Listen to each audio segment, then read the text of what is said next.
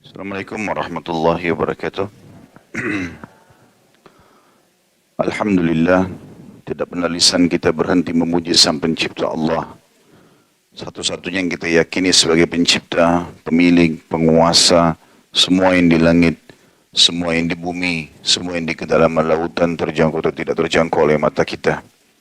Allah adalah zat yang maha lembut, maha adil, maha bijaksana, maha luas rahmatnya bagi orang yang beriman dan juga amat keras siksanya bagi orang yang kufur dan membangkang. Telah memudahkan kepada kita untuk mengucapkan kalimat yang sangat mudah, penuh dengan berkah, agar segala kebutuhan kita di roda kehidupan di muka bumi dipenuhi olehnya, yaitu kalimat Alhamdulillah. Maka selalulah ucapkan kalimat ini. Selanjutnya kita panjatkan salam hormat kita kepada manusia yang telah mengemban amanah wahyu, membawa kepada kita syariat Allah, sehingga kita tahu mana yang diinginkan dan diperintahkan juga dilarang oleh Sang Pencipta Allah, mana halal dan mana haram.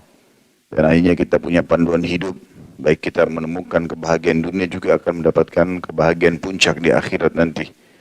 Mengucapkan satu kali salam hormat kepadanya dibalas oleh Allah dengan 10 kali tambahan rahmat, maka sangat wajar setelah memuji Allah. Alhamdulillah, kita juga melanjutkan salawat dan taslim kepada Nabi besar Muhammad sallallahu alaihi wasallam. Melanjutkan bedah buku kita Sahih At-Targhib At-Tarhib, dan kita akan masuk ke judul baru, ancaman berbicara saat buang hajat. Hadis pertamanya adalah hadis nomor 155, urutan dari awal, dan ini di sebelahnya ada angka 1, berarti hadis pertama dalam bab kita ini. Tulisannya sahih li ghairihi, atau dia sahih karena dikuatkan dengan riwayat-riwayat yang lain. Seperti biasa saya bacakan dulu hadisnya baru kita masuk ke syarah hadis. Dari Abu Sa'id Al-Khudri radhiyallahu anhu bahwa Nabi sallallahu alaihi wasallam bersabda, la yatanajathani ala ghaitihima yanzuru kullu wahidin minhuma ila aurati sahibi fa inna allaha yamkutu ala dhalik. Janganlah dua orang saling berbisik atau berbicara saat buang hajat mereka. Masing-masing dari keduanya melihat kepada aurat temannya, karena Allah memurkai hal tersebut. Hadis ini sebagaimana sudah kita sebutkan sahih, diriwayatkan Abu Daud, Ibnu Majah, Ibnu Khuzaimah, dan juga lafaz ini adalah lafaz milik Abu Daud.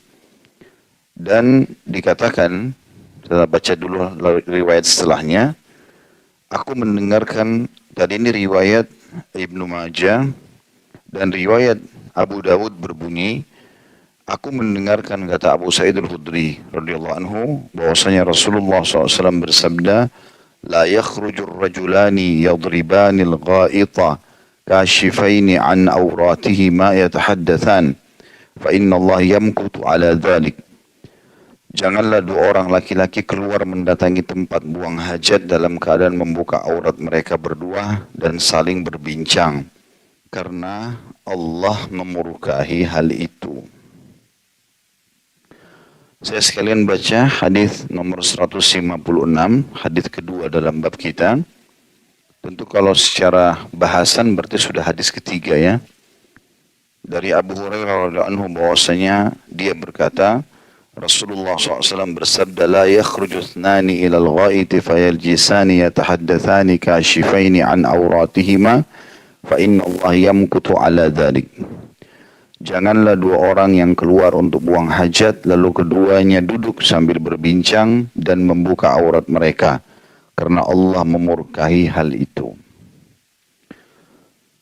Dalam pembukaannya teman-teman sekalian, sebagaimana sering kita bahasakan ini, Islam adalah agama yang sempurna, mengajarkan semua apa yang kita butuhkan dalam kehidupan roda ini atau dalam roda kehidupan ini. Itu pernah disampaikan oleh Salman Al-Farisi radhiyallahu anhu.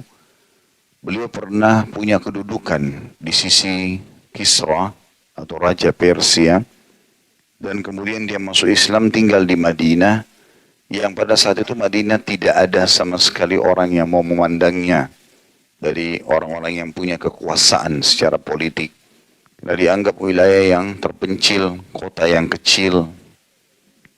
Maka pada saat itu ditanyalah oleh raja atau utusan raja, kenapa eh, kau ingin pergi ke Madinah dan tinggal di sana?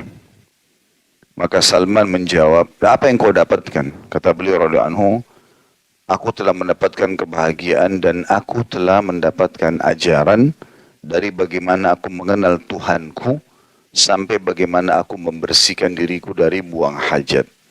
Artinya memang segala lini kehidupan kita diajarkan dalam Islam. Sampai ke masalah hal-hal yang seperti ini. Dalam buang hajat ada beberapa adab yang harus dijaga tentunya. Yang pertama, Bapak Ibu masuk kamar mandi ataupun WC dengan kaki kiri. Sebagaimana disunnahkan dalam hadis-hadis yang sahih. Dan ini lawannya kalau kita masuk ke dalam masjid. Karena kalau masuk ke dalam masjid, maka kita mendahulukan kaki kanan dulu, keluarnya kaki kiri. Dan ini harus selalu dirutinkan. Karena hanya dengan mengatur kaki masuk dan keluar saja sudah berpahala. Masuk kaki kiri, keluar kaki kanan. Kemudian membaca pada saat masuk, Allahumma inni a'udzubika minal khubuthi wal khaba'ith. Ya Allah, jauhkanlah kami dari syaitan laki-laki dan syaitan perempuan. Itu lafaz khubuthi wal khaba'ith. Dan juga bisa bermakna, ya Allah, jauhkanlah kami dari segala keburukan. Ya. Kemudian pada saat keluar, membaca dengan kaki kanan, ghufranak, pengampunanmu hai Tuhanku. Jadi ini adab yang kedua. Pertama menggunakan kaki kiri, masuk keluar kaki kanan. Lalu pada saat masuk adab yang kedua membaca, ya Allah lindungilah kami dari syaitan laki-laki dan syaitan perempuan. Dan ada sebabnya, kata ulama, karena syaitan suka bertengkar di kamar mandi itu. Ya. Kemudian pada saat keluar kita membaca ghufranak, pengampunan wahai Tuhanku. Syekh Abdul Razak hafizahullah, salah satu ulama sekarang yang mengajar di Masjid Nabawi, beliau pernah menerangkan tentang hikmah kenapa kita pada saat keluar dari kamar mandi WC membaca ghufranak, pengampunanmu hai Tuhanku. Padahal bisa saja orang di kamar mandi nggak buat dosa. Mungkin orang cuma buang hajat, buang air kecil, cuma mandi. Maka beliau mengatakan ada tempat di WC, tepatnya klosetnya, itu yang tidak boleh orang berzikir sama sekali. Nggak boleh mengucapkan apapun yang berhubungan dengan lafaz Allah Subhanahu wa taala. Bahkan Nabi SAW pernah mengeluarkan, melepaskan cincin beliau pada saat masuk ke WC, gitu kan. Yang di situ ada tulisan Muhammadur Rasulullah. Jadi tidak boleh sama sekali ada zikrullah. Nah, dengan diamnya kita saja itu sudah dianggap sebuah kelalaian. Oleh karena itu kita memohon ampun kepada Allah Subhanahu wa taala. Adab yang ketiga adalah yang disebutkan di sini. Tidak boleh berbincang-bincang. Sebagaimana ketiga riwayat tadi menjelaskan. Berbincang-bincang di sini maksudnya adalah berbicara satu sama yang lain yang tidak ada hajatnya. Bukan sesuatu yang darurat. Misal orang cuma ngobrol sama temannya, apalagi kalau WC itu berdekatan. Seperti kasus misalnya WC-WC umum ya. Sekarang di mal-mal pun masih begitu kan. WC bersebelahan satu sama yang lain. Maka satu sama lain tidak boleh saling ngobrol di sini. Dengan hikmah Allah Subhanahu wa taala, ya, agar orang-orang sebenarnya tujuannya, salah satu tujuannya kata ulama, agar tidak berlama-lama di WC itu. Orang cuma selesaikan hajat dia keluar, gitu kan. Tetapi kalau ada orang yang berlama-lama di situ tanpa ada hajatnya, maka itu termasuk hal yang dimakruhkan dalam Islam. Ya, seperti ada orang masuk ke dalam WC bawa koran, ya, atau ya apa sajalah yang mereka lakukan, maka itu akhirnya membuang waktu yang semestinya bisa digunakan untuk zikrullah.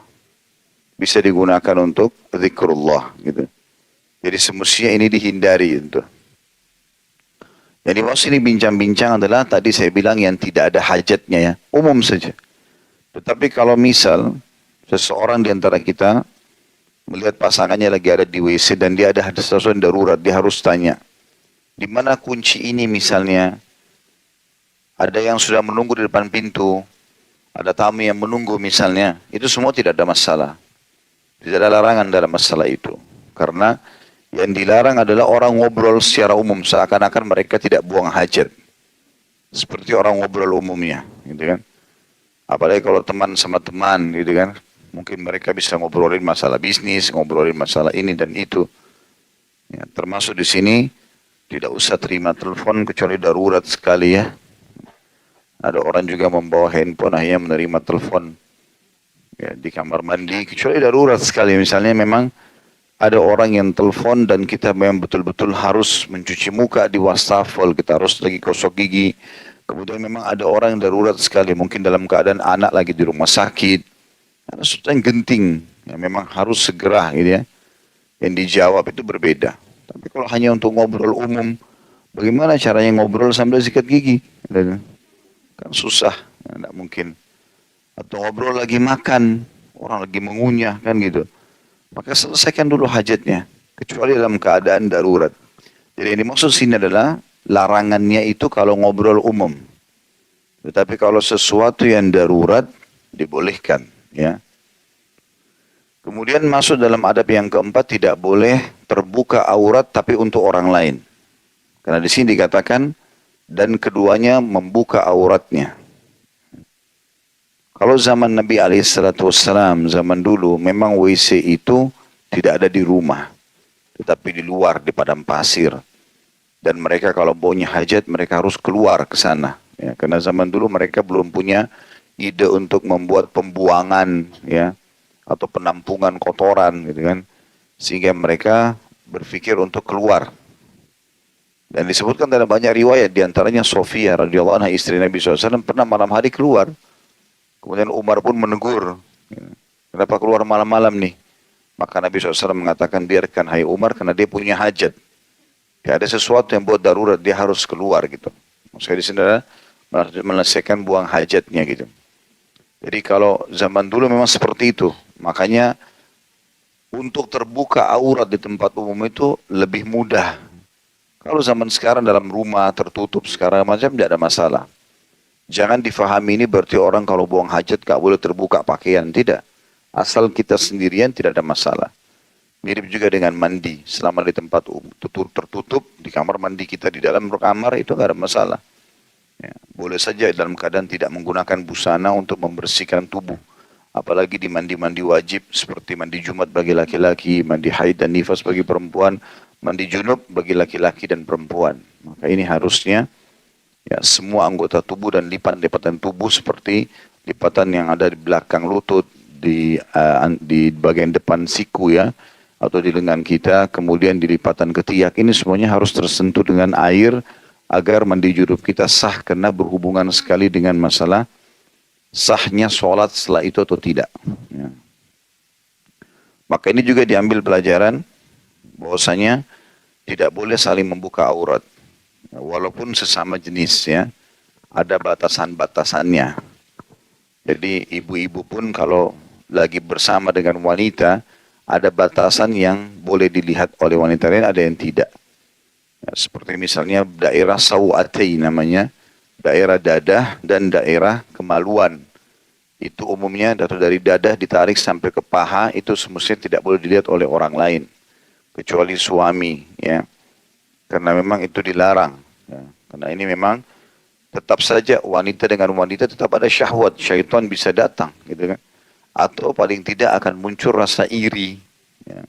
Kalau misalnya dia tidak memiliki tubuh atau warna kulit seperti itu. Maka ada hikmah-hikmah dilarang kenapa aurat tidak boleh terbuka dan saling melihat di sini. Laki-laki juga sama, dari pusar sampai lututnya tidak boleh dilihat oleh laki-laki yang lain. Ya. Maka ini adalah larangan-larangan. Jadi kalau leher ke atas, kemudian lengan ya sampai ke tangan, lutut sampai ke kaki itu nggak ada masalah. Jadi menggunakan daster misalnya kalau ibu-ibu di rumah itu nggak ada masalah sama wanita. Kecuali dalam keadaan-keadaan darurat seperti sakit misalnya, ya harus diperiksa oleh dokter, itu berbeda. Walaupun dokternya lawan jenis itu berbeda. Nah, dalam pengobatan berbeda. Sa'ad bin Mu'adz radhiyallahu anhu pernah pada saat dadahnya kena panah dan berdarah, maka tidak bisa berhenti darah tersebut. Nabi SAW menunjuk seorang wanita di Madinah khusus untuk merawat Sa'ad, padahal bukan mahramnya.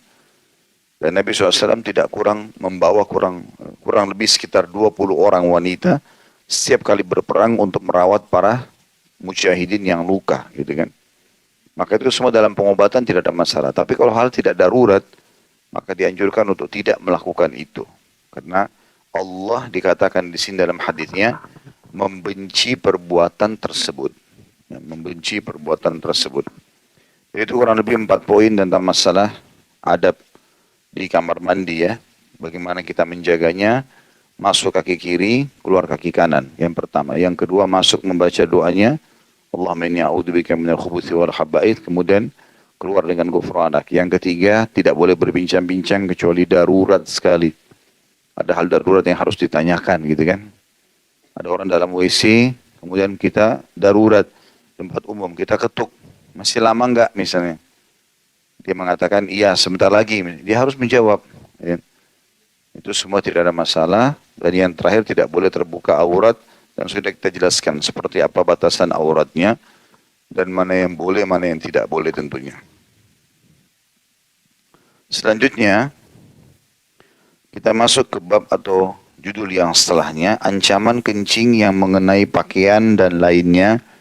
Dan tidak membebaskan diri darinya.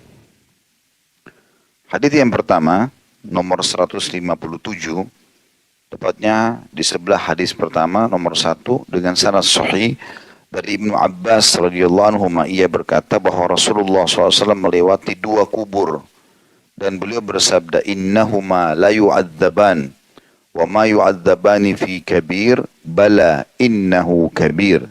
Amma ahaduhuma fakana yamshi bin namimah wa ammal akharu fakana la yastatiru min baulih.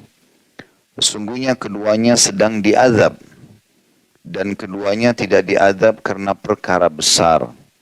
Tentu itu adalah dosa besar. Adapun yang pertama, maka dia berjalan menyebarkan adu domba atau namimah. Dan yang lainnya, maka dia tidak menjaga dirinya dari kencingnya. Masih nomor hadis yang sama, seperti tadi, saya akan bacakan dulu semua. Di dalam riwayat lain milik Imam Bukhari dan Ibnu Khuzaimah, berbunyi, anna Nabi sallallahu alaihi wasallam marra bihaitin min hitani Makkah awil Madinah. Fasami'a sawta insanaini yu'adzabani fi kuburihima. Faqala an-Nabi sallallahu alaihi wasallam innahuma la yu'adzaban. وما يعذبان في كبير ثم قال بلى كان أحدهما لا يستتر من بولي وكان الآخر يمشي بالنميمة. Hadis ini teman-teman sekalian masuk juga ke dalam masalah adab dalam Islam. Di antara adab yang harus dijaga pada saat buang hajat, kalau tadi buang air besar, sekarang masuk ke buang air kecil, kencing, maka sama tadi adab-adabnya yang 4 itu. Kemudian ditambah yang kelima adalah sunnah Nabi SAW untuk duduk, baik laki-laki ataupun perempuan. Ini termasuk tambahan adab dari 4 tadi. Ini semua tujuannya agar air kencing itu tidak mercik ke sana sini, sehingga menjadi najis di pakaiannya, atau di sekitar tempat wudhu, kamar mandi misalnya, dan mengganggu orang lain pada saat orang lain mau berwudu dan di situ ada najisnya, karena dimakruhkan berwudu di tempat yang ada najis. Dia khawatirkan nanti masih ada tersisa, biasanya kan masih tercium bau pesingnya, bau yang tidak sedap. Ini karena masih sembarangan orang kencing berdiri, mercik ke sana sini, dan akhirnya mungkin ada sisa-sisanya yang kesentuh di pakaian kita yang masuk, kemudian tidak sah wudunya atau tidak sah sholatnya, gitu kan. Maka ini harus diketahui bahwasanya sunnah Nabi SAW untuk duduk. Dan duduk ini punya hikmah-hikmah yang lain. Selain tidak mercik ke sana sini, juga agar air kencingnya habis semuanya. Ya. Karena kalau habis semuanya, maka akan jauh lebih sehat buat dia dan lebih suci tentunya. Karena biasanya kalau tidak buru-buru, tidak selesai, maka itu akan membuat bisa saja netes lagi di pakaian, dan satu tetes kencing saya sudah cukup membuat baju itu najis, sholatnya nggak diterima. Dan ini rentetannya banyak, sholat nggak diterima, berarti timbangan amal juga terganggu pada hari kiamat, gitu kan. Sehusyuk apapun kita membaca Al-Quran dalam sholat tetap tidak diterima karena ada najis. Syaratnya harus bersih bajunya, badannya dan tempat sholatnya dari najis. Nah, ini sebab-sebabnya. Makanya judulnya dikatakan ancaman kencing yang mengenai pakaian dan lainnya, maksudnya lokasi sekitarnya, dan tidak membebaskan diri darinya. Oleh karena itu teman-teman kalau masuk kamar mandi, disterilkan dulu, disiram, ya, tempat-tempat itu, dan sangat baik beberapa WC biasanya saya lihat ada tulisan tinggalkanlah WC ini dalam kondisi bersih untuk orang setelah Anda, itu bagus sekali, ya. Termasuk itu masuk bagian daripada adab-adab syariat kita. Karena dengan cara seperti itu otomatis tempat itu akan aman, kita juga aman, orang lain juga aman. Dan memang kebiasaan untuk terbiasa bersih ini bagian dari syariat Allah Subhanahu wa taala. Sudah sering kita jelaskan itu. Hadis Nabi SAW, Inna Allah jamilun yuhibbul jamal. Allah indah, suka dengan keindahan. Nabi SAW selalu mengajarkan masalah kebersihan, kerapian. Bagaimana saya jelaskan juga, kalau penduduk Masjid Kuba dipuji oleh Allah Subhanahu wa taala dalam Al-Quran, justru karena mereka menggabungkan antara istinja dan istijmar. Masih ingat gak ini? Kita sempat singgung pertemuan yang lalu nih. Tidak boleh nyontek di tulisannya, ya. Berarti ilmunya hanya di kertas saja. Saya jelaskan itu pada pertemuan kita sebelumnya. Kalau penduduk Masjid Kuba dipuji oleh Allah Subhanahu wa taala justru karena mereka menggabungkan kedua tata cara suci itu. Kalau mereka kencing atau buang air besar, mereka menggunakan air namanya istinja, kemudian setelah itu mereka pakai istijmar. Apa istijmar? Saya nggak datang lagi loh kalau nggak tahu. Menggunakan batu. Ya.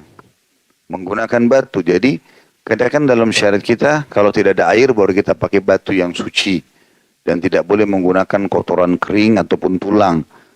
Tapi penduduk Masjid Kuba, Allah puji dalam Al-Quran justru karena mereka menggabungkan keduanya. Karena bersihnya. Dan kita tahu ini adalah bagian dari syariat kita. Allah Subhanahu wa taala buat diri kita nggak suka dengan bau busuk. Kecium sedikit nggak enak. Gerah sedikit nggak nyaman gitu loh. Bau mulut dari mulut kita saja, dari tubuh kita, kita merasa nggak nyaman. Dan rasanya nggak enak ya, berinteraksi. Supaya kita merawat tubuh itu. Allah SWT berikan seperti itu. Dan sebaliknya Allah membuat kita melihat orang, suka melihat orang yang bersih, orang yang wangi, kita suka melihatnya. Maka itu fitrah alami. Puncaknya di surga. Semua yang Allah gambarkan keindahan. Ya pakaiannya, ya tamannya, ya pelayan-pelayannya, ya istanahnya, ya segala macam hal. Maka ini semua bagian daripada agama kita. Dan ini tujuannya untuk itu. Tujuannya untuk itu. Tentu yang kita minum dan kita makan, yang keluar dalam bentuk air seni, kalau air, kencing, kemudian tinja na'udzubillah dalam bentuk kotoran, ya, maka itu semua adalah ampas-ampas makanan minum yang tidak dibutuhkan. Dan itu berbahaya bagi tubuh. Makanya Allah buat sistem yang sangat rapi dalam tubuh kita untuk mengelola dan mengeluarkan itu. Dan untuk membuangnya pun tidak bisa setengah-setengah. Setetes saja sudah nggak sah sholatmu misalnya. Semua ini untuk menjaga kebersihan itu. Baik, di sini dikatakan bahwasanya selain daripada adab yang kelima tadi ya, ditambah dari adab 4 adab tadi sebelum yang kita jelaskan, yaitu di sini dia duduk kalau dia buang air kecil supaya tidak kepercik di bajunya, dan kita sudah sebutkan hikmah-hikmah daripada kenapa agar baju itu tidak kepecik. Di antaranya yang berbahaya sekali ancaman dalam hadis ini bisa menjadi penyebab siksa kubur. Kalau seandainya Bapak Ibu kencing dan tidak maksimal, apalagi tidak cebok ya. Sedangkan cebok saja kata ulama, tapi masih ada yang netes kencingnya dan dia tahu itu tapi dia biarkan, maka sudah cukup kena ancaman ini. Apalagi dasarnya orang kalau tidak cebok. Dan ini teman-teman tradisi orang non-muslim, jangan ditarik dalam kehidupan kita. Kalau ada di antara Bapak Ibu yang memang yang punya mall, bangun apalah, kemudian atau ada WC yang kita siapkan, jangan ikuti metodenya orang-orang barat. Mereka sama sekali nggak gunakan air, dia siapin cuma tisu. Tidak bisa, memang kita menggunakan air. Tidak bisa itu. Sampai saya temukan beberapa kaum muslimin waktu kami diundang ke Australia. Jadi mereka siapkan sendiri karena memang rumah semua yang mereka beli seperti itu. Akhirnya mereka harus siapin gayung sendiri, ya membuat keran yang baru lagi gitu loh. Supaya memang mereka bisa bersuci. Memang tidak bisa kita luput dari masalah ini. Ya. Jadi ini harusnya dibersihkan karena mereka tidak terbiasa dengan itu dan itu hanya jadi sumber penyakit. Tidak bisa dibayangkan teman-teman sekalian kalau orang buang air kecil, buang air besar lalu tidak cebok. Kemudian nanti dia lakukan biologis dengan pasangannya, nanti ini dan itu. Kan itu sangat kotor. Tapi seperti itulah keadaan mereka. Kenapa kita tarik dalam kehidupan kita? Banyak bahkan mal-mal di Jakarta kita bicara, ya memang begitu juga. Tidak ada air sama sekali. Bagaimana bisa terjadi seperti ini? Padahal sebenarnya di lingkungan kaum muslimin, ya, mestinya bisa. Kalau Bapak Ibu hadapi mal seperti ini, bawa selalu air mineral. Ya, selalu standby berair mineral sebelum masuk WC beli 1-2 botol dipersiapkan untuk ujian kita, nggak bisa enggak gitu. Maka ini penyebab siksa kubur. Berarti ini ancamannya sangat berat. Ya. Dan siksa kubur ini teman-teman adalah siksa yang mirip dengan siksa api neraka yang tidak mengenal waktu sampai hari kiamat. Gitu. Setiap hari terjadi siksaan tersebut. Hadits ini menjelaskan kepada kita dari 2 riwayat yang saya baca tadi. Kalau riwayat yang kedua, riwayat Bukhari lebih lengkap. Nabi SAW pernah melewati kuburan, 2 buah kuburan. Dan beliau diperdengarkan oleh Allah jeritan keduanya. Tentu kita tidak bisa mendengarkan itu ya. Khusus jin dan manusia nggak bisa mendengar siksa kubur. Tapi makhluk Allah yang lain mendengarkan itu. Sebagaimana dijelaskan di dalam sebuah riwayat bahwasanya Nabi SAW bersabda kalau orang kafir meninggal dunia akan datang sosok malaikat yang menanyakan kepadanya pertanyaan siapa Tuhanmu, siapa nabimu, apa kitabmu, apa mana kiblatmu, maka dia tidak bisa jawab. Dia hanya mengatakan inna ma'akulu kama kana yakulun nas. Dia bilang saya nggak tahu, saya cuma ikuti dulu orang bilang apa. Lalu kemudian datangkanlah oleh Allah Subhanahu wa taala kepada dia ringkas daripada riwayat ini karena cukup panjang, malaikat yang tidak punya pendengaran dan penglihatan lalu kemudian mengangkat sebuah besi yang semua jin dan manusia kalau bersatu tidak akan bisa mengangkat besi tersebut, lalu memukulkan besi itu di antara 2 kupingnya. Kata ulama hadis bisa daerah wajahnya depan di antara 2 kuping atau di bagian belakang atau di tengah-tengah kupingnya sehingga menjeritlah si mayit tersebut yang seluruh makhluk Allah mendengarkan kecuali jin dan manusia. Kalau jin dan manusia mendengarkan pukulan tersebut, maka mereka akan meninggal seketika. Jadi siksa kubur berat. Ya. Kita tidak boleh memungkiri masalah itu.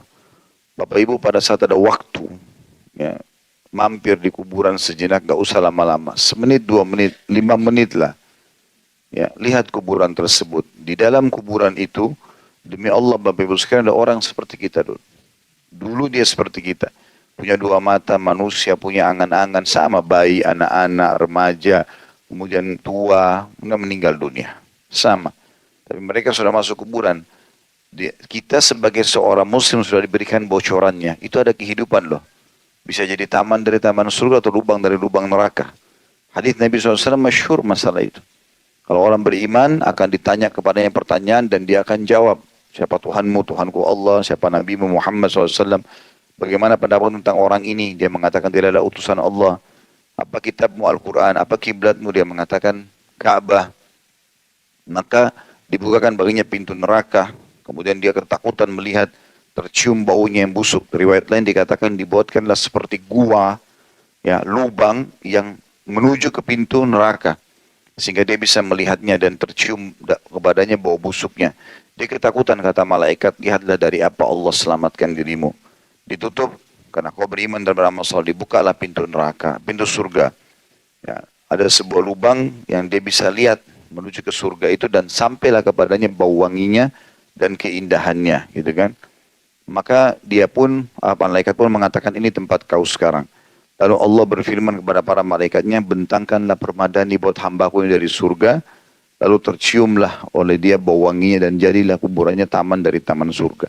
Jadi kalau kita lihat tanah sama batu nisan saja, tapi Al-Quran dan Sunnah mengajarkan kepada kita bukan seperti itu. Itu ada kehidupan bagi orang beriman di situ. Kemudian bagi orang fasik atau orang kafir akan berubah menjadi lubang dari lubang neraka. Karena setelah dipukul tadi dengan besi oleh malaikat, maka akan dihimpit kuburannya, dinding kuburannya sampai tulang rusuknya seperti ini. Diutuhkan lagi begitu terus sampai hari kebangkitan. Dan ini dibuktikan banyak sekali dalil. Di antaranya Nabi SAW menyebutkan dalam hadis ini. Kalau beliau melewati dua kuburan dan sebagai mukjizat dari Allah Subhanahu Wa Taala, beliau diperdengarkan suara siksa kubur itu. Ibnu Rajab rahimahullah, ini pernah saya sebutkan kalau tidak salah bukunya, kisah nyata, 559 kisah nyata alam barzah. Saya lihat kemarin cukup banyak judulnya, ada beberapa macam judul, tapi jelas penulisnya Ibnu Rajab. Beli buku itu, dibaca. Ya.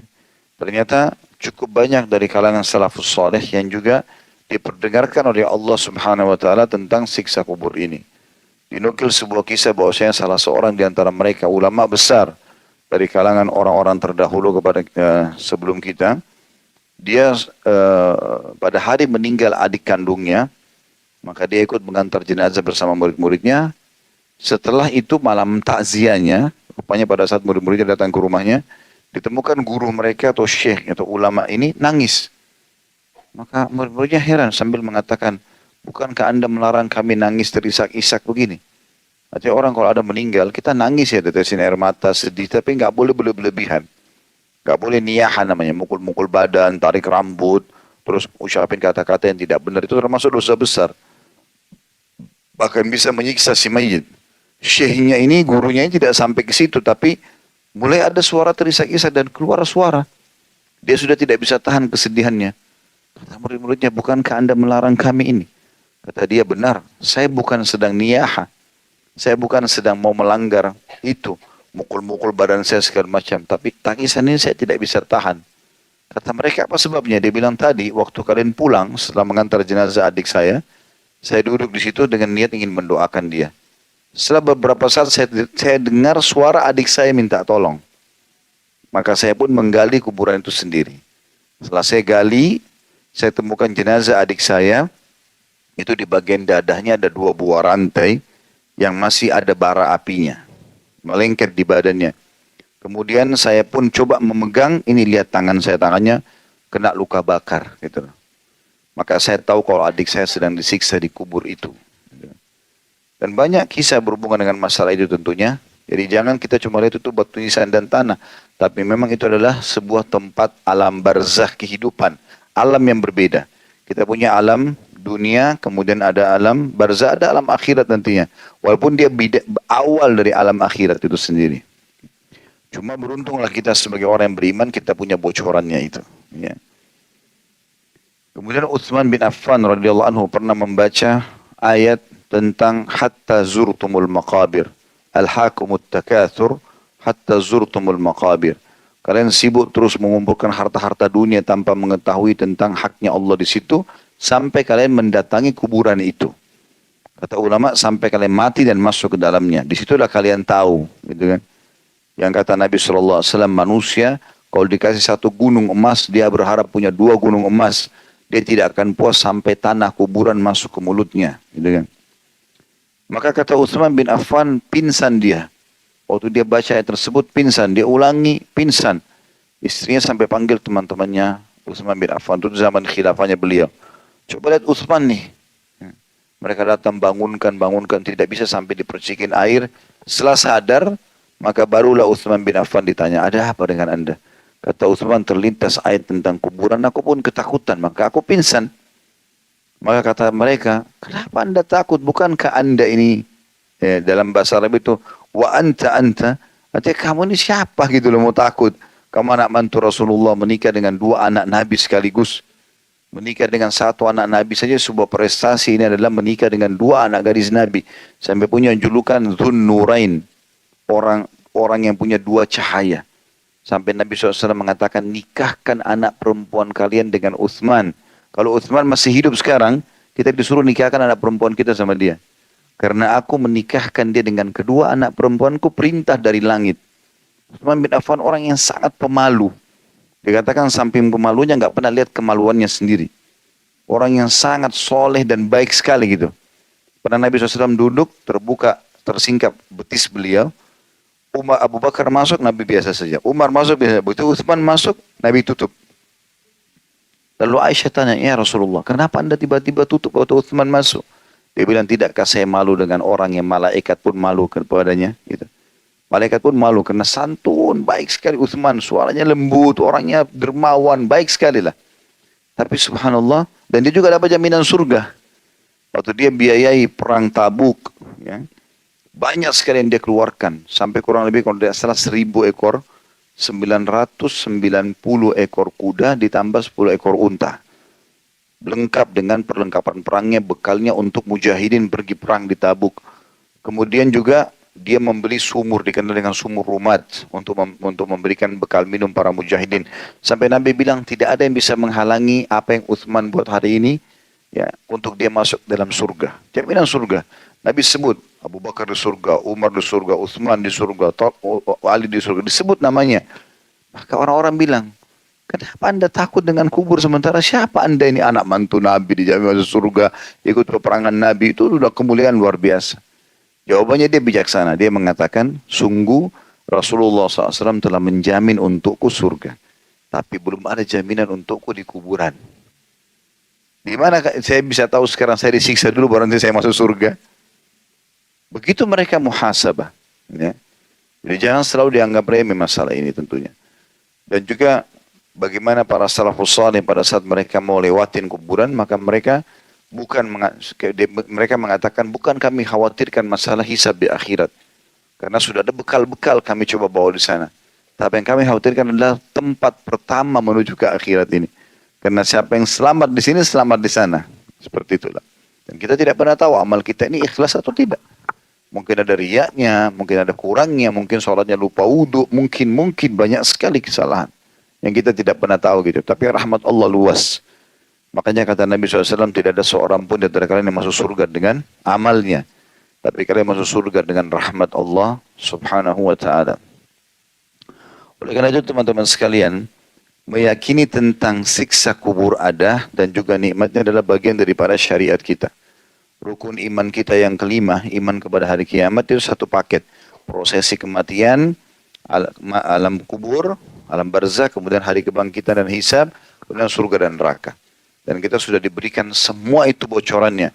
Dari pertama Nabi Adam alaihissalam diciptakan di surah Al-Baqarah dari tanah, kemudian malaikat disuruh sujud, kemudian iblis menolak, diciptakan dari tulang rusuknya Hawa alaihissalam, kemudian turun di muka bumi, bagaimana prosesnya turun temurun semuanya, di antara keturunan ada jadi nabi-nabi, ada yang jadi nabi-nabi, ada yang jadi orang-orang kafir, terus sampai rentetan prosesi kematian, nanti hari kebangkitan seperti apa, kemudian surga dan neraka semua sudah dirincikan. Seperti kita lihat depan mata kita. Maka beruntunglah menjadi orang yang beriman tentunya. Kita masuk teman-teman sekalian ke lebih dalam masalah hadits ini. Tentang dua pelanggaran yang diancam di sini. Jadi yang pertama tadi masalah yang jadi inti bahasan kita. Tidak cebok pada saat kencing. Ya. Dan ini hal yang harus diperhatikan baik-baik. Tidak boleh bermain-main soal ini. Kata sampai ulama saking tegasnya hadis ini, karena kencing tidak cebok ini masuk dalam kategori dosa besar. Karena di sini Nabi bilang sesungguhnya keduanya sedang disiksa dan kebanyakan orang menganggap remeh. Tetapi ketahuilah dia adalah perbuatan dosa besar. Gitu kan. Sampai mereka mengatakan dianjurkan setiap muslim kalau penutupan kencingnya dia batuk. Ya. Adab-adabnya, tujuannya untuk menghabiskan semua tetesan terakhir kencing tersebut. Dan dia duduk tadi supaya memastikan semuanya keluar. Gitu kan. Ini semua agar menghindari ancaman ini. Ya.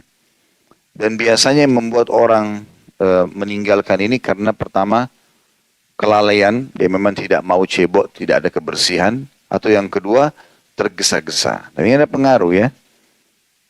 Salah satu sahabat dekat ayah saya sudah meninggal, Allah yarham. Itu orangnya Masya Allah sehat selalu. Sampai dia sebelum meninggal umurnya sudah 80 tahun lebih. Beberapa mungkin 2 tahun lalu dia meninggal, Allah yarham. Maka dia sempat bilang sama saya waktu sudah mulai masuk rumah sakit. Saya tanya, Ami sakit apa? Ami itu paman, sakit apa? Bilang nggak ada sakit apa-apa. Hanya dokter baru buktikan sekarang, ternyata dulu saya suka tahan kencing. Ya. Atau saya kadang-kadang kalau kencing itu kena ditahan, akhirnya tidak semua keluar. Nah itu berpengaruh pada saluran kencing itu. Jadi seperti ada batu atau ada ganjalan di situ yang membuat masalah. Itu saja. Yang lain tidak ada. Gitu kan. Dan ternyata dengan menganggap remeh masalah ini, bisa juga menyebabkan orang nanti tidak bisa mengontrol kencingnya pada saat di akhir-akhir umurnya. Jadi ada pengaruh-pengaruh juga pada kesehatan tentunya. Selain memang ada siksaan yang diancamkan. Kemudian selanjutnya tentu ini juga masuk dalam salah itu harus menggunakan air putih, air bersih ya. Karena sudah kita pernah jelaskan tidak boleh menggunakan air yang sudah berwarna ya. Seperti air-air yang sudah jadi minuman dan segala macam tidak layak untuk bersuci. Air yang masih suci, yang belum berubah warna, belum berubah rasa. Ya, ini semua yang bisa dipakai bersuci. Kemudian yang kedua adalah namimah. Dan namimah adalah mengadu domba. Tentu dalam bahasa Indonesia adu domba ya. Kenapa kita bilang dalam bahasa kita adu domba? Domba itu hewan yang mudah sekali untuk diadu. Jadi dia lagi makan nih sama temannya. Begitu kita hadapkan matanya sama matanya, dielus dahinya sedikit, didorong untuk berantem, bisa berantem seketika. Padahal temannya. Karena mudahnya untuk itu. Ya, untuk berantem. Maka diterjemahkan dengan adu domba. Kalau orang Arab tidak mengenal ini sebenarnya. An-namimah itu artinya merusak hubungan antara dua orang. Cuma di bahasa Indonesia kan dengan adu domba. Nah ini teman-teman sekalian dimaksud adalah adanya orang yang datang untuk memecahkan atau merusak hubungan dua orang. Baik suami istri atau partner bisnis sama partnernya atau majikan sama bawahannya ini semua masuk dalamnya. Jadi nggak boleh Bapak Ibu sekalian masuk ke rumah orang, misalnya ibu-ibu lihat rumah temannya, begitu dia bertamu rumahnya bersih, rapi, terus dia tahu nih ternyata dari pembantunya. Begitu temannya masuk kamar, didatangi pembantunya. Kamu digaji berapa? 2 juta. Udah sama saya aja 3 juta. Supaya pindah gitu loh. Akhirnya dia pindah dari tempat kerja itu. Ini masuk dalam bab adu domba ini. Kesannya memang dia mengambil alih yang bukan haknya dia. Sehingga si majikan jadi marah. Pasti sangka buruk dengan pembantunya kok bisa pindah. Pembantunya juga jadi meninggalkan majikannya mungkin yang sudah berbuat baik hanya karena godaan seperti ini. Masuk dalam sebuah perusahaan ya. Pernah ada orang yang mau bekerja sama dengan kami. Saya tahu dia punya akad. Maka saya bilang, akad antum masih berjalan nggak? Kalau berjalan jangan sama sekali. Selesaikan akad antum di sana. Sudah selesai benar-benar tidak ada hubungannya sama ini. Silakan datang ke sini. Tapi kalau kita sengaja merusak nggak boleh. Ya. Makanya Nabi SAW mengatakan siapa yang memisahkan antara suami dengan istrinya, ya, atau orang yang dicintai sama orang yang dicintainya, maka atau atasan sama majikannya tentunya, majikan sama bawahannya, maka dia Allah pun akan memisahkan dia dengan orang yang dicintai pada hari kiamat. Maka harusnya hati-hati. Nah ini biasa adu domba. Atau juga dia mengadu domba untuk membuat dua orang yang saling baikan lalu berantem. Ya, banyak contoh-contoh masalah ini. Seperti perilaku orang-orang Yahudi suka mengadu domba. Jadi mereka waktu di Madinah supaya mereka aman, ada 3 suku Kainuqa, Nadir dan Quraidah, maka mereka sengaja mengadu domba 2 suku Arab yang ada, Aus dan Khazraj. Ini 3 Yahudi ini sepakat. Di antara mereka ada yang mensuplai di sini senjata, yang mensuplai di sini senjata. Lalu terus mereka picu supaya ini ribut terus. Jadi kalau teman-teman mendapatkan ada orang yang mengaku sebagai teman, apalagi kalau bukan teman ya, tidak dikenal, tiba-tiba WA-nya kesasar masuk gitu. Dan memang dia mengadu domba, dia coba mengadukan sesuatu yang kita sendiri tidak tahu. Sudah diblokir aja orang seperti ini. Karena kebanyakan kami temukan kasus di lapangan rumah tangga rusak gara-gara orang ketiga seperti ini. Gak jelas siapa. Kadang-kadang pura-pura ngaku teman. Bahkan pernah terjadi, ya ada orang mau merusak rumah tangga orang lain. Dia laki-laki, dia mengaku perempuan, lalu dia kenalan sama istrinya orang ini. Kemudian seakan-akan menjadi sahabat untuk membuat supaya dia cerai sama suaminya. Tapi dia ngakunya perempuan, dia pasang di profilnya foto perempuan. Gitu kan? Sehingga dia memakai bahasa ini, bahasa itu, terus dia picu supaya perempuan ini bertengkar sama suaminya. sampai cerai. Dan sering juga terjadi begitu pada laki-laki. Maka ini semua masuk dalam contoh-contoh adu domba, merusak hubungan antara dua orang gitu ya. Teman-teman sekalian, untuk mengobati supaya kita tidak ke sana atau menghambat atau bisa menghalang kita tidak ke sana, ketahuilah beberapa hal. Yang pertama, rezeki sudah Allah tentukan. Maka kita harus paham tidak ada istilah dalam agama kita rezeki kita diambil orang lain.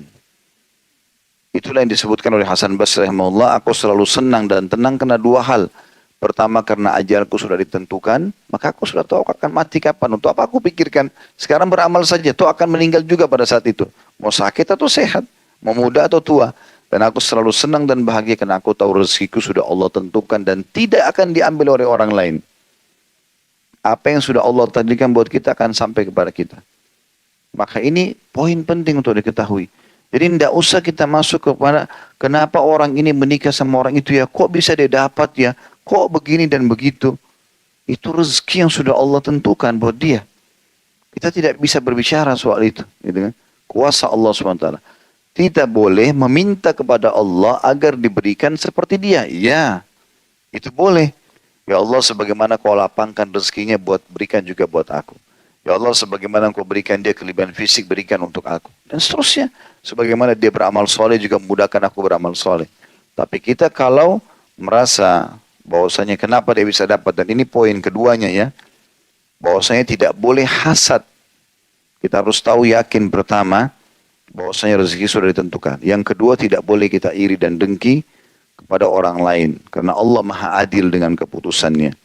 Kenapa alis kita begini ya sudah ini Allah tentukan. Kenapa dia alisnya berbeda? Kenapa dia kulitnya berbeda? Kenapa rambutnya berbeda? Ini Allah yang kasih. Emang Bapak Ibu bisa ngatur badannya? Gak bisa. Kita lahirkan sudah begini. Ya sudah. Gak mungkin kita ubah. Allah SWT sudah kasih ini sebagai fasilitas aja kok. Makanya Allah mengatakan, Allah menyampaikan melalui lisan Nabi Muhammad SAW hadis sahih riwayat Bukhari. Inna Allah la yanzuru ila suwarikum wa la ajsamikum. Allah nggak pernah mau menilai jasad dan paras wajah kalian. Karena itu cuma fasilitas saja. Walakin yanzuru ila qulubikum wa amalikum. Tapi Allah akan menilai hati dan amal perbuatan kalian. Itu tolak ukurnya. Kalau Allah memberikan kita kelebihan fisik, paras wajah, warna kulit, kekayaan, bersyukur kepada Allah SWT. Dan orang yang tidak memiliki boleh minta kepada Allah. Jadi kan, boleh minta kepada Allah, tapi jangan dia merasa iri dengan temannya itu. Karena ini berbahaya. Ini nanti mungkin membuat itu ya, pintu-pintu terbuka. Kemudian yang ketiga, dianjurkan untuk tidak menceritakan nikmat-nikmat yang dimiliki, kecuali dalam keadaan darurat. Di antara nikmat yang dilarang sekali untuk diceritakan, dan ini menjadi penyebab munculnya adu domba, adalah kelebihan biologis pasangan. Jadi kalau ada yang Allah karuniai seseorang antara kita yang istrinya memuaskan dia atau suaminya memuaskan dia, jangan dia cerita sama siapapun. Karena Nabi SAW mengatakan dalam hadis Bukhari itu, sesungguhnya orang yang paling buruk di sisi Allah pada hari kiamat adalah seorang suami yang sudah melihat istrinya dan menggaulinya, seorang istri yang sudah menggauli suaminya dan telah melihatnya, kemudian keduanya menyebarkan rahasia itu. Dalam riwayat lain, Nabi SAW habis sholat subuh berkata, janganlah seseorang di antara kalian menceritakan hubungan biologis kalian. Lalu Asma binti Yazid radhiyallahu anha berkata, ya Rasulullah, sungguh benar-benar laki-laki dan perempuan di Madinah melakukan itu. Kata Nabi SAW, jangan kalian lakukan itu. Karena perumpamannya seperti syaitan laki-laki ketemu dengan syaitan perempuan di jalan, lalu mereka melakukan biologis dan semua orang melihatnya. Jadi kita bersyukur kepada Allah, tapi jangan sampai kita ceritakan. Ini banyak maslahat sosialnya ya. Sekarang seorang laki-laki punya istri yang memuaskan dia. Dia cerita sama teman-teman kantornya 5 orang. Teman-temannya istrinya nggak gitu. Nah, muncul di benak mereka syaitan tunggangi, gangguin istrinya orang ini. Oh, istri saya tidak begitu kok, dia istrinya begitu. Dan tiba-tiba teman-temannya ini bisa membuka kalimat-kalimat syaitan kepada si perempuan ini, si istri ini. Tiba-tiba dia bisa ceritakan rahasianya, seakan-akan dia tahu warna kesukaannya. Padahal dari suaminya. Ya. Lalu terbukalah dengan perasaan si wanita ini, oh iya dia tahu rahasia saya, oh gini, terbukalah hanya pintu perselingkuhan. Dari adu domba gitu kan, supaya dia bisa cerai sama suaminya. Dan sama ibu-ibu juga begitu, cerita sama 5 perempuan teman-temannya, oh suami saya begini begitu, tapi suami dia tidak begitu, sama mereka tidak begitu. Muncul di benak mereka ganggu suaminya orang ini. Jadi maslahat sosialnya sangat besar. Allah berikan maka dijaga itu. Darurat sekali teman-teman. Kalau misal memang kita lagi naik mobil, mobilnya Masya Allah baru, bagus. Ada orang tanya. Ya. Kata kuncinya ditanya atau tidak. Ada orang tanya, mobilnya bagus, beli di mana? Oh ya beli di sini. Kenapa pakai mobil itu? Karena saya rasa nyaman. Misal, kalau orang tidak ditanya menceritakan, ini membuka pintu-pintu hasadnya orang. Ya. Tuh lihat tuh mobil saya itu. Sana. Ya, itu mobil saya itu. Tuh. Itu udah tahu belum? Itu rumah saya di sana alamatnya. Selalu begitu. Jadi dia nggak ada yang nanya, nggak ada yang apa, dia pamer itu semua.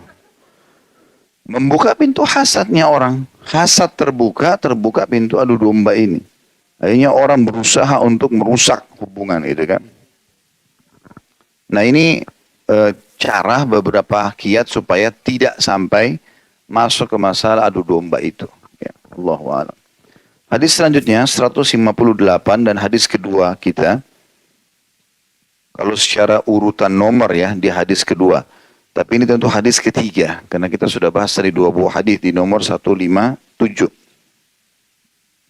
Dari Ibnu Abbas radhiyallahu anhu ia berkata, Rasulullah SAW bersabda, "Ammatu adabil qabri fil baul, fastanzihu minal baul." Kebanyakan siksa kubur adalah karena kencing. Oleh karena itu bersucilah dari kencing itu. Dan ini mirip dengan apa yang saya jelaskan tadi ya. Artinya bagaimana kita menjaga adab-adabnya. Membersihkan diri ya. Jangan suka menahan kencing itu sendiri. Pada saat cebok dipastikan semuanya bersih, benar ya. Kemudian selanjutnya ini mirip dengan itu.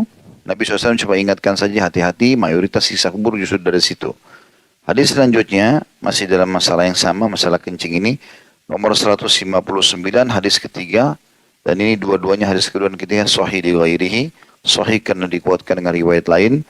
Dari Anas radhiyallahu anhu beliau berkata, Rasulullah SAW bersabda, "Tanazzahu minal baul, fa inna ammata adzabil qabri minal baul." Bersucilah kalian dari kencing, sebab kebanyakan siksa kubur disebabkan oleh kencing itu sendiri. Hadis ini diriwayatkan Darul Qutni dengan sanad sahih.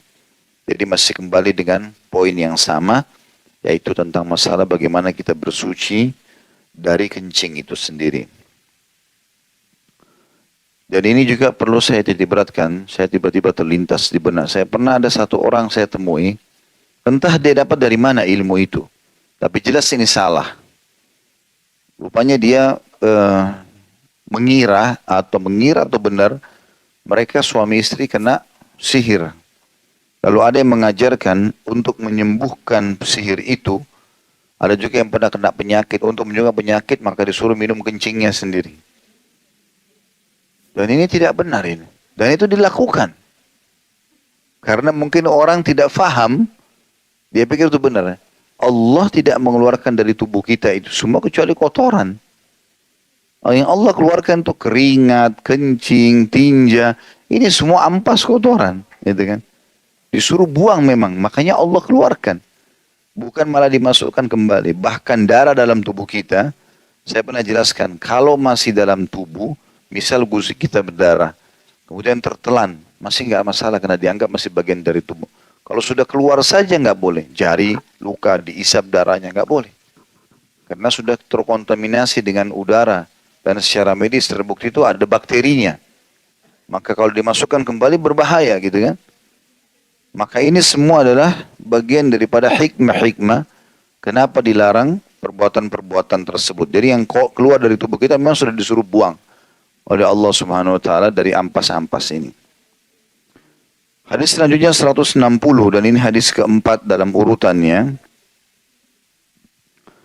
Dari Abu Bakar, ini hadisnya Hasan di ghairihi. Hasan karena dikuatkan dengan yang riwayat yang lainnya.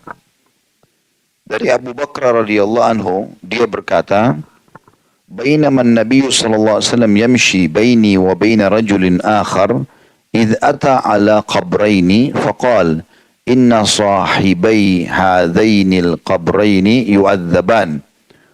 Fa'tiyani bijaridah. Qala Abu Bakr fastabqatu fastabaqtu ya. Fastabaqtu ana wa sahibi. فأتيته بجريدة فشقها نصفين فوضع في هذا القبر واحدة وفي ذاك القبر واحدة قال لعله يخفف عنهما ما دامتا رطبتين إنهما يعذبان بغير كبير الغيبة والبول. Ketika Nabi SAW berjalan di antara diriku dan orang lain, ini kata Abu Bakar radhiyallahu anhu. Jadi Nabi SAW di tengah, Abu Bakar kanan, dan ada satu lagi sahabat di sebelah kiri. Tiba-tiba beliau mendatangi dua kuburan. Pada saat lewat, mampir. Lalu beliau bersabda, sesungguhnya penghuni kedua kuburan ini sedang disiksa. Ambillah untukku sebuah pelapah kurma. Abu Bakar radhiyallahu anhu berkata, lalu aku dan temanku itu berlomba-lomba mencari pelapah dan aku yang membawanya terlebih dahulu. Lalu Nabi SAW membelahnya menjadi dua bagian, satu diletakkan di kubur ini dan yang satu lagi diletakkan di kubur itu atau di kubur ini. Beliau SAW bersabda, semoga ini meringankan keduanya selama ia masih basah. Sesungguhnya keduanya disiksa bukan karena perkara berat, yaitu ghibah dan tidak mensucikan diri dari kencing.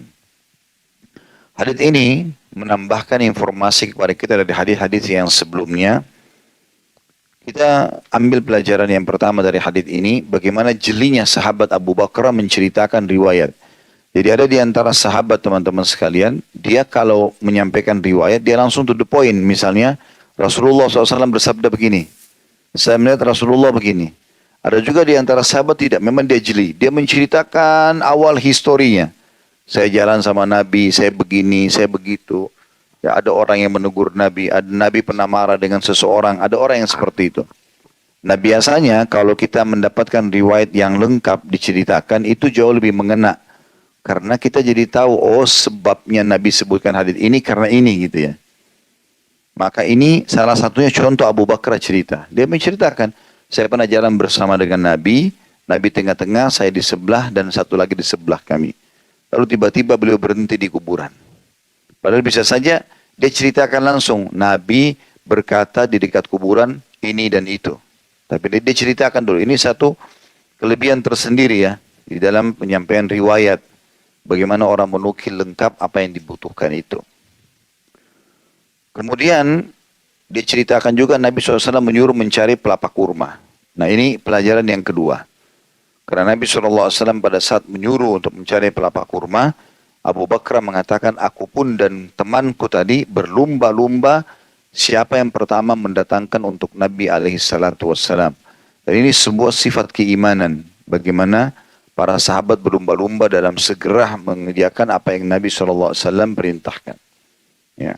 Tentu ada bedanya antara orang yang disampaikan perintah agama, dia terima, dia amalkan, dengan orang yang masih ragu, baru dia amalkan. Apalagi kalau orang lama, dia tinggalkan, baru kemudian dia mau kerjakan setelah sekian tahun. Ini beda semua pahalanya. Salah satu ciri Abu Bakar yang membuat beliau punya ciri khas di kalangan para sahabat itu. Nabi bilang A, mau masuk atau tidak masuk di akal dia, tetap dia terima. Gak ada ceritanya, pokoknya Nabi bilang ayah. Sampai kasus Isra Mi'raj yang masyhur. Semua banyak orang di Mekah, hampir seluruh masyarakat Mekah yang kafir mengatakan tidak mungkin, tidak masuk akal Isra dan Mi'raj. Tapi Abu Bakar mengatakan, hai Quraisy, kalau depan mata saya tembok warna putih dan Muhammad atau tembok warna hitam, Muhammad mengatakan putih, aku akan dustakan mataku dan aku katakan putih seperti kata Muhammad. Jadi nggak ada keraguan. Nah di sini teman-teman, banyak orang yang ragu mendengarkan hadis tapi tidak amalkan. Ini pelajaran penting yang harus kita ambil. Bagaimana para sahabat begitu Nabi ucapkan, mereka langsung segera amalkan. Tidak ada keraguan dalam masa itu, sehingga ajal pun datang, mereka sudah tercatat punya amal. Ya. Bapak Ibu sekalian renungi satu hal. Dari mana kita tahu kalau amal yang kita tunda tadi itu adalah amal terakhir kita? Bisa jadi amal terakhir. Sekarang orang miskin minta nih, mau sedekah. Lalu kita bilang, sudahlah nggak usah nanti aja. Mungkin berapa langkah ke depan kita mati. Allahu a'lam. Mungkin itu amal terakhir. Mungkin pada saat ada peringatan bisikan dalam hati, sholat duha lah. Kalau kita tunda, enggak deh, nanti aja. Sunnah. Mungkin itu amal terakhir, mungkin kita meninggal. Mungkin dengan itu Allah ampuni kesalahan kita. Dari mana kita tahu? Makanya kata Nabi SAW, la tahkiranna minal ma'rufi syai'a. Jangan pelit-pelit dalam mengerjakan kebaikan, walaupun kecil. Gitu kan. Sampai kata Nabi SAW, semua yang kau infakkan di jalan Allah, akan kau terima pahalanya sampai suapan yang kau masukkan ke mulut istrimu. Artinya semuanya kesempatan amal, walaupun kita anggap kecil, kerjakan. Dari mana kita tahu kalau itu amal terakhir, gitu kan? Maka ini perlu digarisbawahi. Makanya para sahabat bersegera, kalau ada apa-apa bersegera beramal. Begitu Nabi perintahkan, dikerjakan. Nabi kerjakan, diperintahkan. Atau Nabi perintahkan lalu dikerjakan. Dan itulah sebabnya kenapa di sini Abu Bakar menceritakan, aku dan sahabatku ini berlumba-lumba siapa yang lebih dulu mendatangkan itu untuk Nabi SAW. Dan ternyata aku lebih dulu. Ini pelajaran yang kedua. Pelajaran yang kita diambil dari hadis adalah bagaimana sikap Nabi SAW yang membagi dua pelapa kurma itu dan menancapkan di dua kuburan. Yang perlu digarisbawahi adalah ini mukjizat Rasulullah SAW. Ini pelajaran ketiganya dari hadis. Bahwasanya sikap Nabi ini adalah mukjizat. Bukan semua orang ambil pelapa kurma, tancapin di kuburan lalu siksanya orang menghilang gitu loh. Atau meringankan, bukan hilang ya. Karena ada orang saya dengar menyampaikan itu. Kalau meletakkan pelapa kurma atau daun, bahkan yang unik ditarik ke bunga-bunga sekarang. Kalau orang taruh bunga di kuburan, dianggap itu justru bisa meringankan siksa kubur. Enggak benar sama sekali. Karena yang dilakukan Nabi SAW sini adalah mukjizat buat beliau. Ya, ini tidak semua orang. Karena dengan ditancapkannya Nabi mengatakan semoga bisa meringankan siksa buat mereka berdua selama masih basah. Jadi hanya mukjizatnya Nabi saja. Ya. Terbukti belum ada satu sahabat pun yang mengerjakan seperti Nabi buat. Karena mereka paham ini mukjizat buat Nabi. Andai saja ini difahami sebagai sebuah syariat dan dibolehkan, maka sahabat berlumba-lumba tanami pelapa kurma di kuburan keluarganya. Untuk meringankan siksa mereka kan. Kalau perlu setiap hari. Kering, tancap lagi, kering, tancap lagi kan gitu. Maka yang perlu difahami dari poin ini adalah mukjizat Nabi Muhammad SAW. Jadi tidak semua orang bisa lakukan itu. Gitu kan. Dan itu pun Allah mengizinkan Nabi Muhammad SAW hanya sampai pelapa kurma itu kering. Kalau masih basah masih bisa gitu. Dan itu khusus buat Nabi SAW. Dan ini mukjizat. Ini pelajaran ketiga yang harus digarisbawahi supaya tidak ada kesalahpahaman. Dan yang terakhir dari hadis kita adalah sabda Nabi SAW, sesungguhnya mereka berdua disiksa bukan sesuatu yang dianggap berat. Bukan perkara berat. Maksudnya bukan perbuatannya ringan ya. Tetapi orang tidak menganggapnya berat. Tetapi ini adalah perbuatan besar. Karena dikuatkan dengan hadis sebelumnya. Kalau perbuatan ini dianggap remeh oleh sebagian orang. Tetapi dia adalah dosa besar. Tambahannya dari hadis yang sebelumnya adalah masalah ghibah. Kalau tadi kan adu domba. Sama kencing. Di sini ghibah sama kencing. Kencing udah kita jelaskan tadi. Ya, sudah panjang lebar kita jelaskan. Sekarang tinggal masalah ghibah. Ghibah adalah gunjing. Apa itu gunjing? Menceritakan aib yang ada pada seseorang yang dia tidak suka untuk diceritakan. Ya, dasarnya itu ada sama dia. Jalannya pincang, omongannya cadel misalnya, apalah, ada aib apa saja pada diri dia. Dia tidak suka. Kalau kita ceritain pasti dia marah. Maka itu namanya ghibah. Dan ini tidak boleh. Hukumnya diharamkan dalam Islam dan termasuk dosa besar dan penyebab siksa kubur. Oleh karena itu teman-teman, tidak perlu menceritakan apapun tentang orang kecuali kebaikan. Kalau nggak ada yang sudah, jangan diceritain. Nggak usah ikut-ikutan. Kalau tidak ada pada dia lebih besar dosanya karena fitnah. Kalau ada ghibah, kalau nggak ada fitnah. Berarti nggak usah masuk ke zona orang lain, nggak usah. Kalau kita terpaksa harus tahu keadaan orang, kalau itu benar kita dukung, kalau itu salah kita nasihati dan tutupi. Saya pernah buat itu tablik akbar, judulnya At-Tabayun wa Tasattur. Cross check dan tutupi. Dan cross check pun ini kalau ada hubungannya sama kita. Baru kita cross check. Oh, saya mau pastikan sama dia. Karena ada hubungannya sama kita. Misalnya nama kita di bawah-bawah. Ya udah kita cross check. Kalau nggak ada hubungannya nggak usah. Ada cuplikan di TV kita lihat tidak ada hubungan sama kita. Ah, saya mau cross check juga. Cross check untuk apa? Hubungannya apa sama kamu? Betul. Nggak ada hubungannya sama sekali. Nggak perlu. Oh, ada orang beli mobil itu, saya mau cross check dulu uangnya halal atau tidak. Apa hubungannya apa? Gitu. Jadi nggak usah gitu ya. Nggak usah masuk ke alam orang lain. Makanya Nabi SAW sering saya ulangi riwayat ini. Beliau kalau pagi hari, kayak kita sekarang waktu duha begini, habis mandi bersih biasanya lagi kosong, beliau jalan dengan para sahabat. Mungkin menjenguk orang sakit, mungkin masuk ke pasar, apalah. Nah seringkali di tengah-tengah jalan atau di tengah proses itu ada wahyu turun. Itu sering terjadi. Maka Nabi SAW kalau habis mandi segala macam sudah rapi, mau keluar, begitu buka pintu banyak sahabat depan rumahnya. Yang paling pertama kalimat Nabi, jangan ada yang ceritakan aib sahabatku. Saya ulangi, jangan ada yang ceritakan aib sahabatku, karena aku ingin bertemu dengan mereka dalam kondisi lapang dada. Kita sekarang buka pintu langsung, udah tahu belum? Telepon, udah tahu belum? Langsung yang pertama itu. Buka gosipnya orang. Assalamualaikum, tidak. Gitu kan. Cerita apa yang bermanfaat, tidak. Tanya kabar, enggak, langsung. Ya. Jadi luar biasa campurin urusan orang. Ini bahaya, gibah ya. Kalau Bapak Ibu dengar orang menceritakan, apalagi kalau baru kenalan ya. Baru kenalan sudah mulai cerita tentang aib suaminya, aib istrinya, pekerjaannya. Berarti tidak layak jadi teman itu. Kalau dia sekarang ceritain suaminya yang sudah 10 tahun sama dia, maka kita yang baru berteman 2-3 hari nggak diceritain. Diceritain sama dia nanti. Emang sudah begitu. Kalau kita ketemu sama orang, dia berbicara hanya yang bermanfaat saja. Kalau dia bicara ilmu, nasihat, pendidikan anak kah, masalah bisnis kah, masalah apalah, sukses rumah tangga, banyak yang bisa dibicarakan yang bermanfaat. Kenapa harus masuk ke zona yang tidak perlu? Gitu kan? Nggak usah.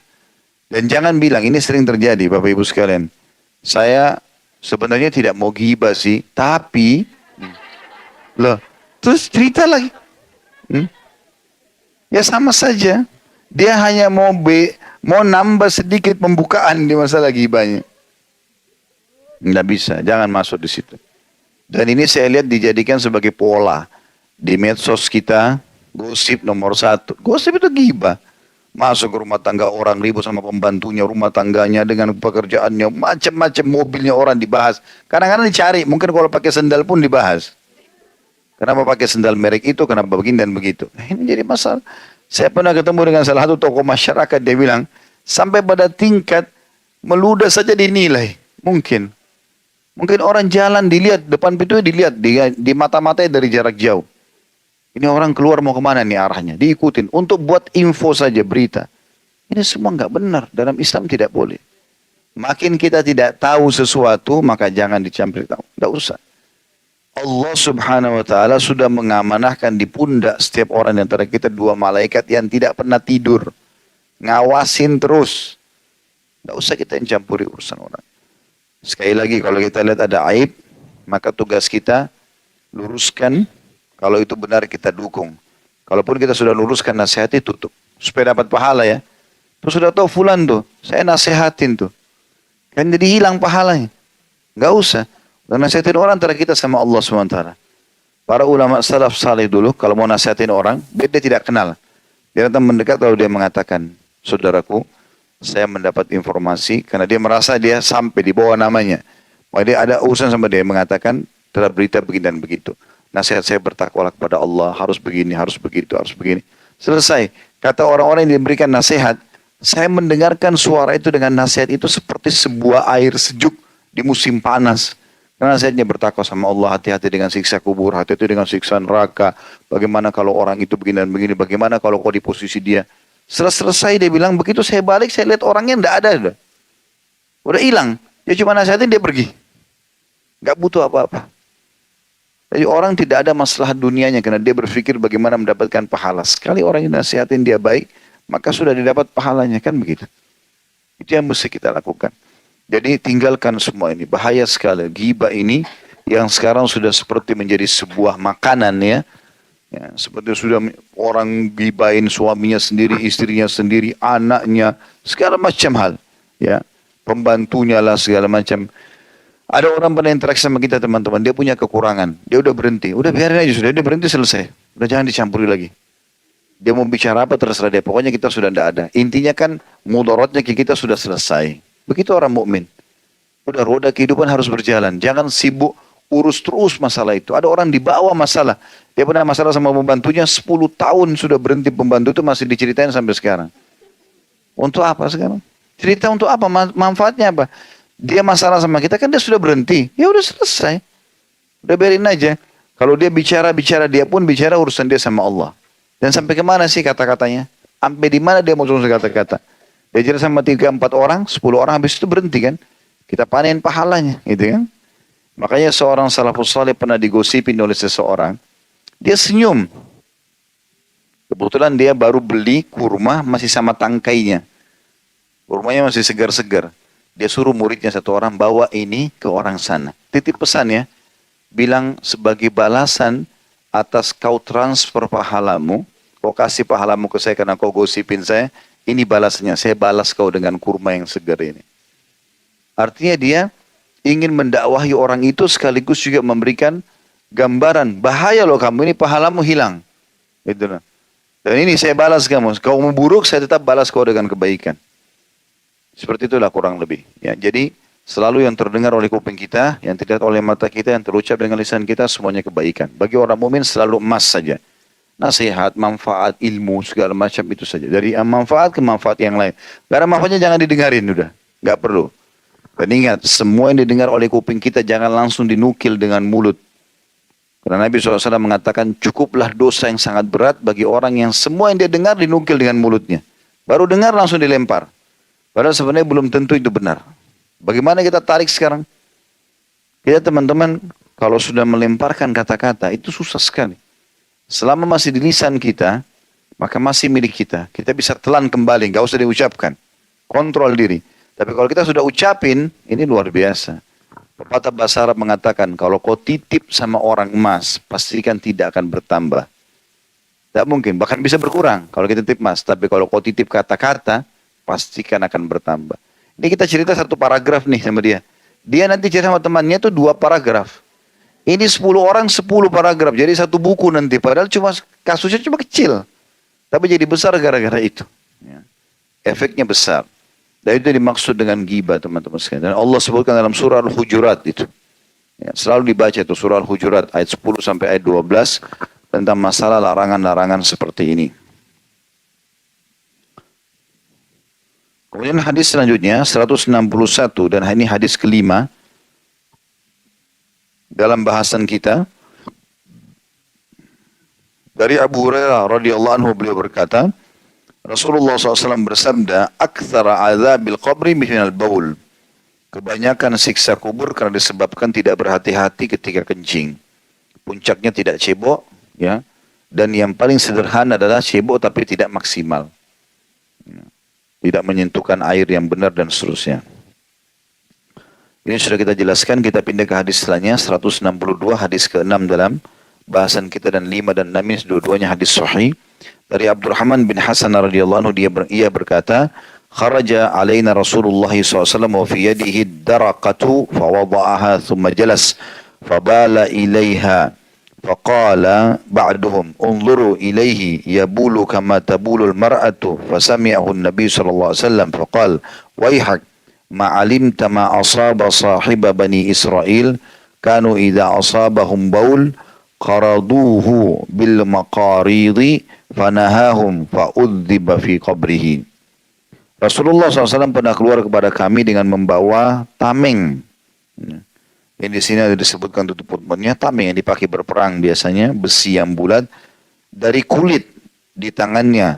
Lalu beliau meletakkannya kemudian duduk dan buang air kecil menghadap ke tameng itu atau berlindung dengan tameng itu. Sebagian orang berkata, lihatlah kepadanya, dia kencing seperti wanita kencing. Maka Nabi SAW mendengarnya, maka beliau pun bersabda, celaka kamu. Apakah kamu tidak mengetahui apa yang telah menimpa teman Bani Israel jika mereka baca, maksudnya jika mereka dalam kurung baca pakaian mereka. Jika pakaian mereka terkena kencing, mereka memotongnya dengan gunting, maka dia melarang mereka. Maka karena itu dia disiksa di dalam kuburnya. Hadis ini memberikan gambaran kepada kita bahwasanya Nabi SAW buang air kecil itu dengan cara duduk dan berlindung. Karena di sini Nabi SAW membawa tameng yang cukup besar yang biasa ditaruh di tangan bisa melindungi setengah badan. Itu beliau letakkan lalu beliau berlindung di belakangnya.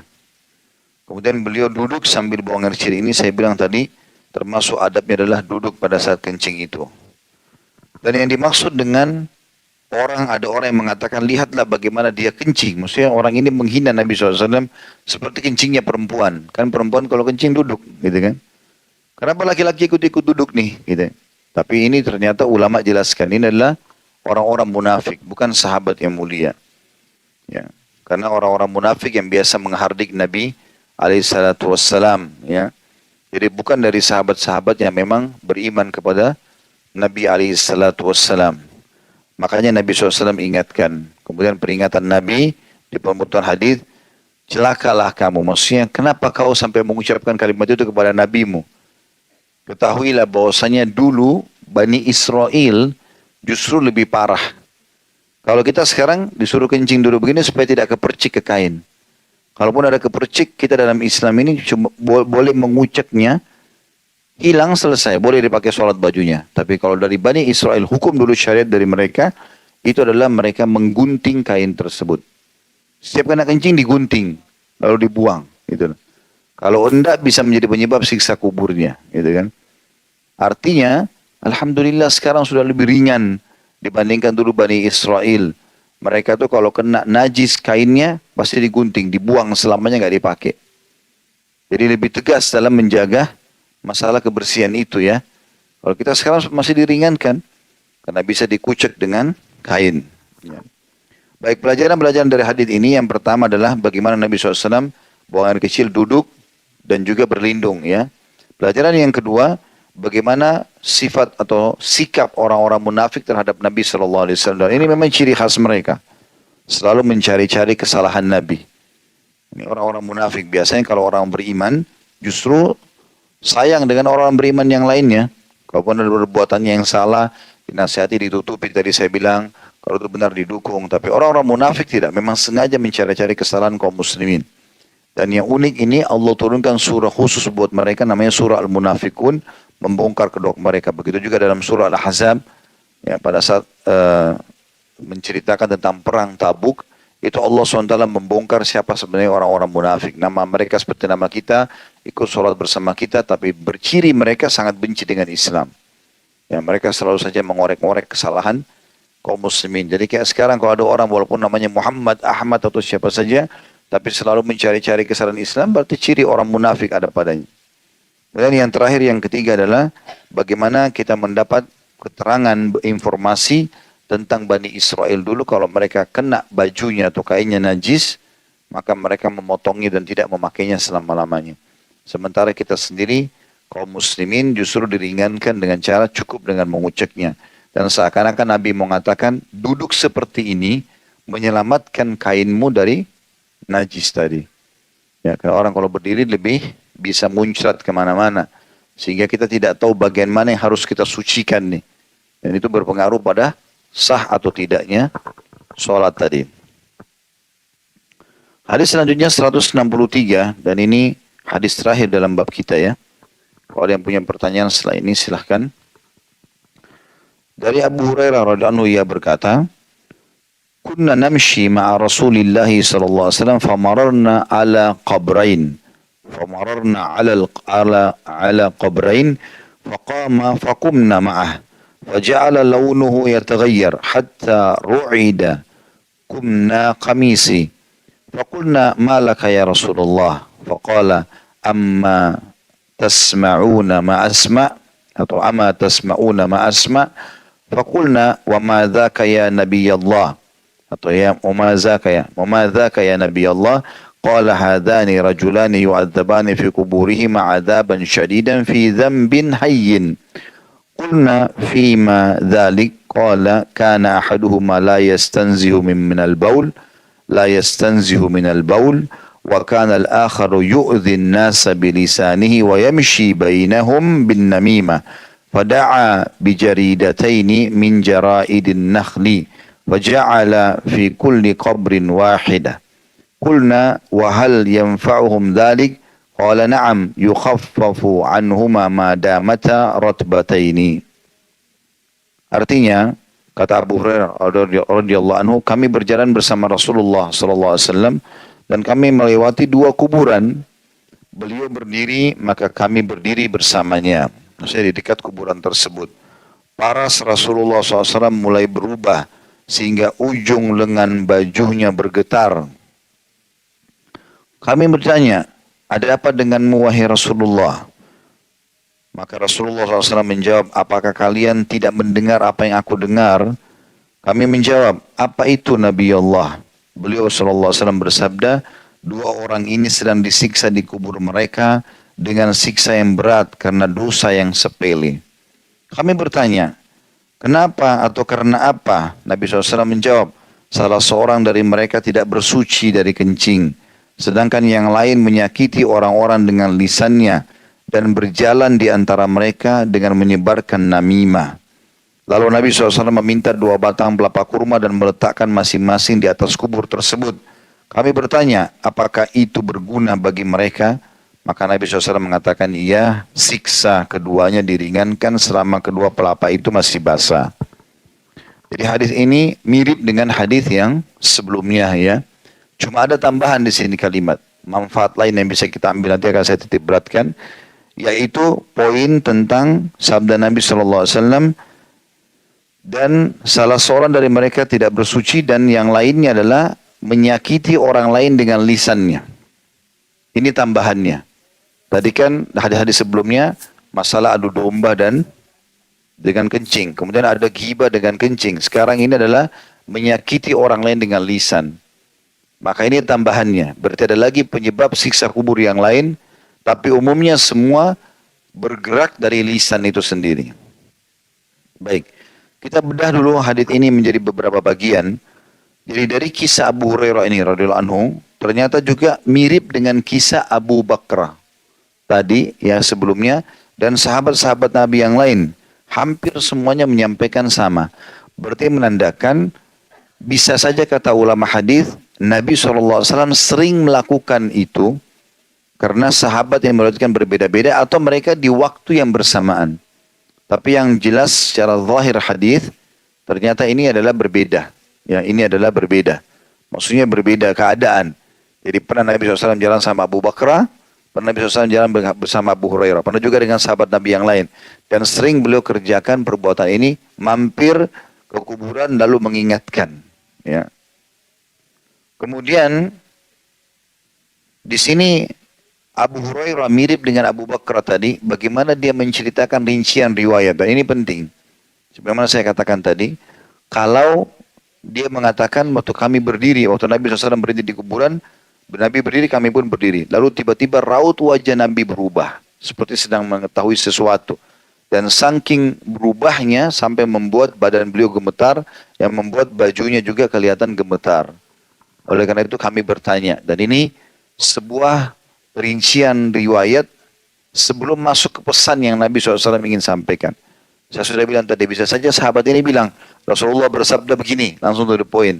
Tapi penyampaian riwayat ini penting. Yang menandakan Nabi pun SAW sebagai manusia biasa lagi merasakan, bisa merasakan rasa takut itu, gitu kan. Kemudian selanjutnya Nabi menjelaskan bahwasanya apakah kalian tidak mendengar apa yang aku dengar?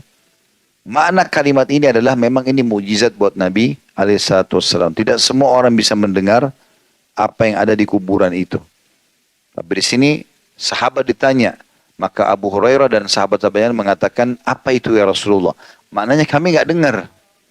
Ini mirip dengan sejalan hadis yang lain. Waktu jenazah para orang-orang kafir di Badr disusun di dalam sumur tua oleh Nabi SAW.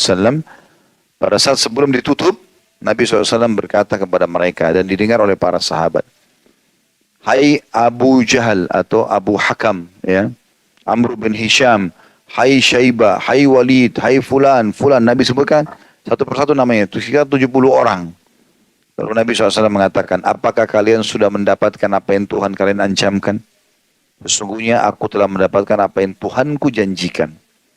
Maka Umar berkata, ya Rasulullah, apakah mereka mendengar Anda sementara mereka sudah jadi bangkai?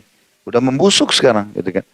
Maka kata Nabi SAW, ketahuilah ya Umar, sesungguhnya mereka lebih jelas mendengarku daripada kau mendengarku sekarang.